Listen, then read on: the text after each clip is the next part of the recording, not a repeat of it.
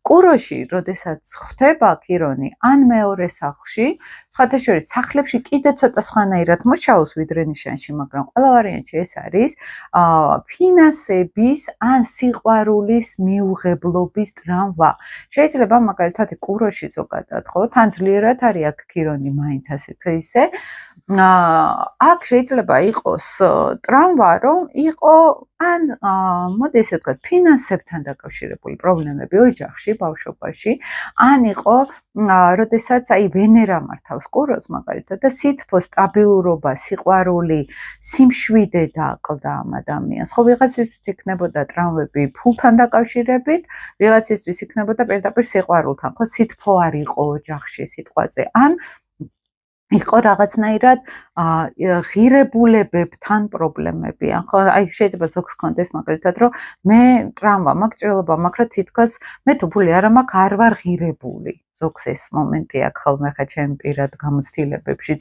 ზოგს შეიძლება კონდეს, რომ აი ჩემი თვითღირებულება, ჩემი თვითპატივისცემა პირდაპირ იყოს დაკავშირებული რამდენი შემოსავალი მაქვს, ან რამდენად სტაბილურად ვცხოვრობ.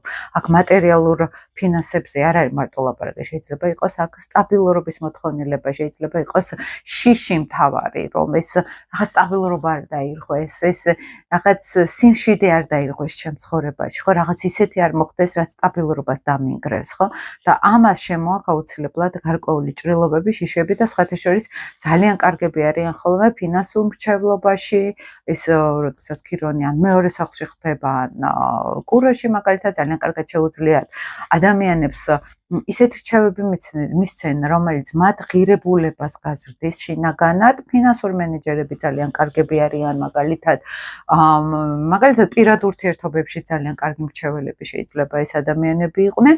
მეორე სახლში ქირონიას უყვარს სხვა წყაროები რო აქვს ადამიანს ფულის. ეს მარტო აი კუროში კიდე ის ზოგადად ჩარჩო არის, მაგრამ სახლი კიდე ცოტა სხვანაირად მუშაობს. ეს მაგალითად ეს თუ მაქვს ორი წყარო, ან რამდენიმე წყარო ფინანსურად.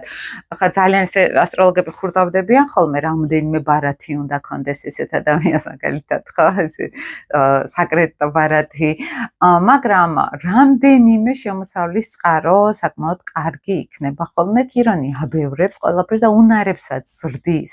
და მნიშვნელოვანი არის ამ არხზე გავიდეს, ქირონის არხზე გავიდეს ადამიანი.